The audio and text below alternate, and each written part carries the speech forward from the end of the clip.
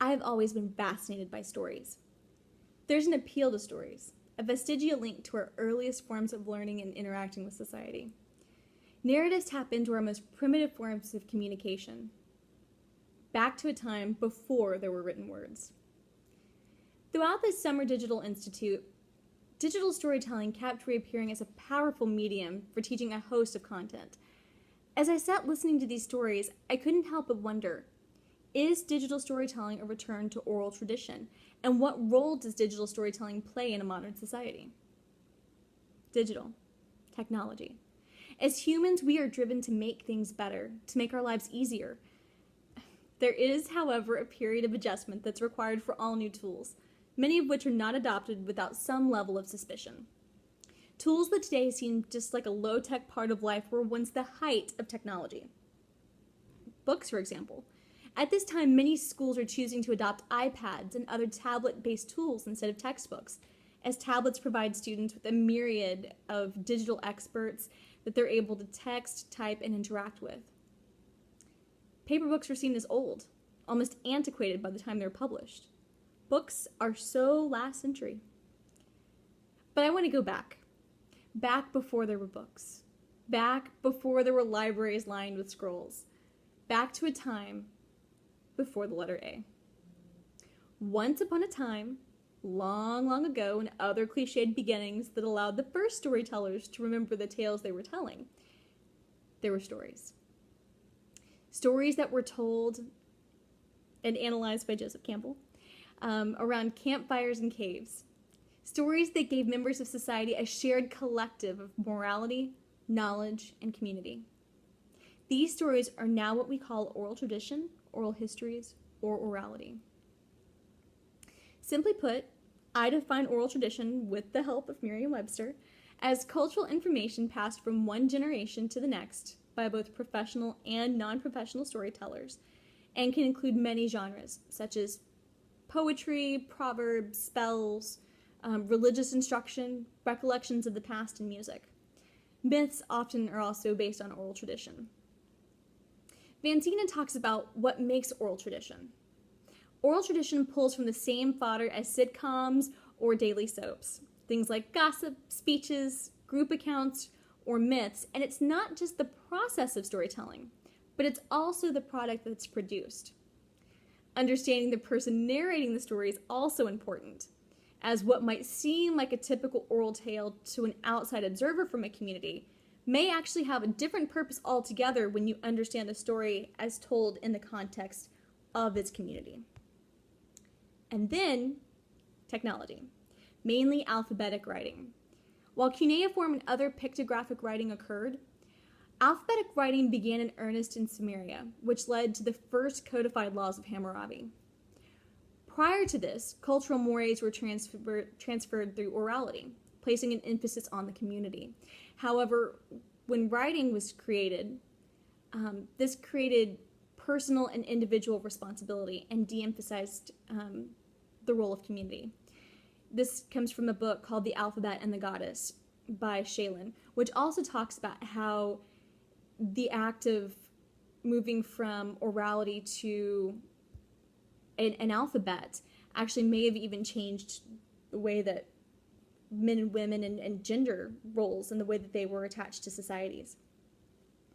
As with all new technology, a clash between the old methods of orality and new literacy was inevitable. Writing is a fixed process and is largely recorded by individuals with some level of education. On the other hand, oral traditions, because they're more fluid and are told by people who may not necessarily have what we would consider traditional, who wouldn't be traditionally literate, these stories deviate over time. This debate over pre-literate orality and post-literacy caused a major academic clash, especially around Homer's The Iliad and the Odyssey.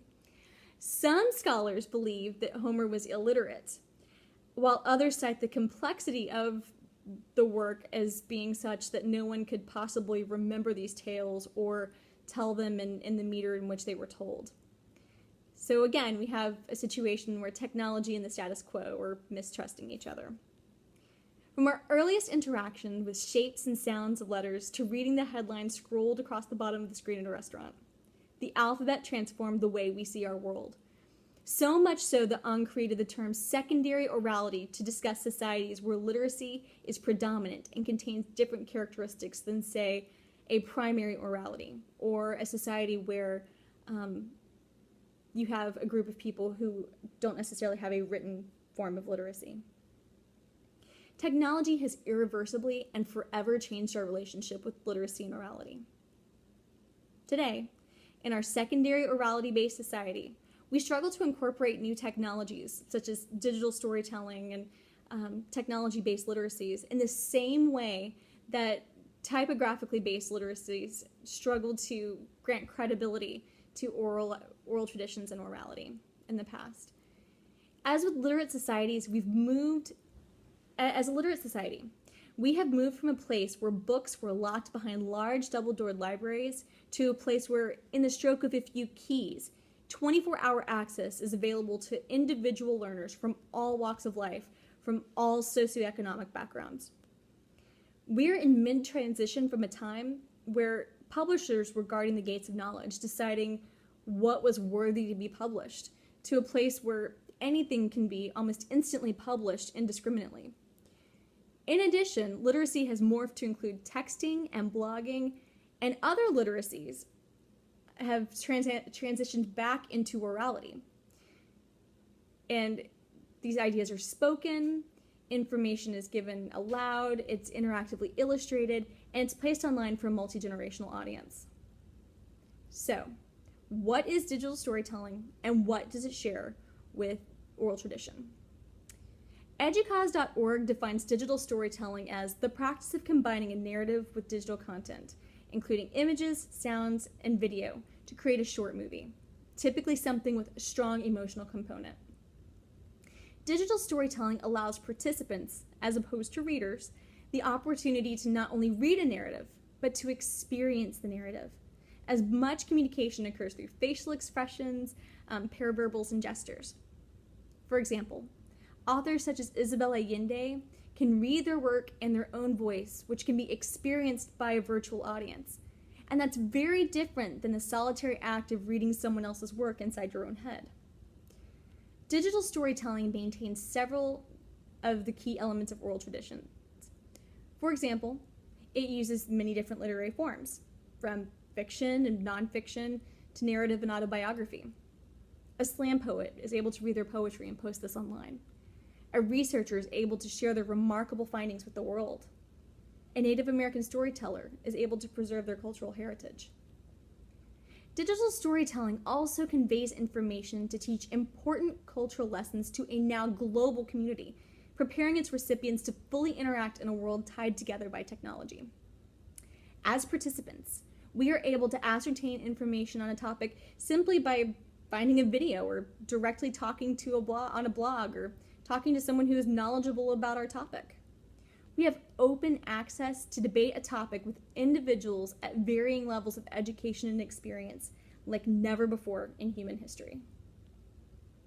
Well, an example of this are TEDTalks, a movement that began in 1984 as a for-profit, invitation-only event, and it has evolved into a non-profit global phenomenon with the best content preserved as TEDTalks, which can be accessed for free. This perfectly illustrates the digital quantum leap that has occurred over the last 30 years. To get completely meta, there is a digital storytelling TED Talk that is done by Sabia that discusses digital storytelling tools that reflect on interactive storytelling, dating back to its first interactive roots, the pop-up book. In the past, storytelling united communities and continues to do so today. Digital storytelling allows individuals from all walks of life to share and preserve information, ethnographic narratives, marginalized stories, and important causes.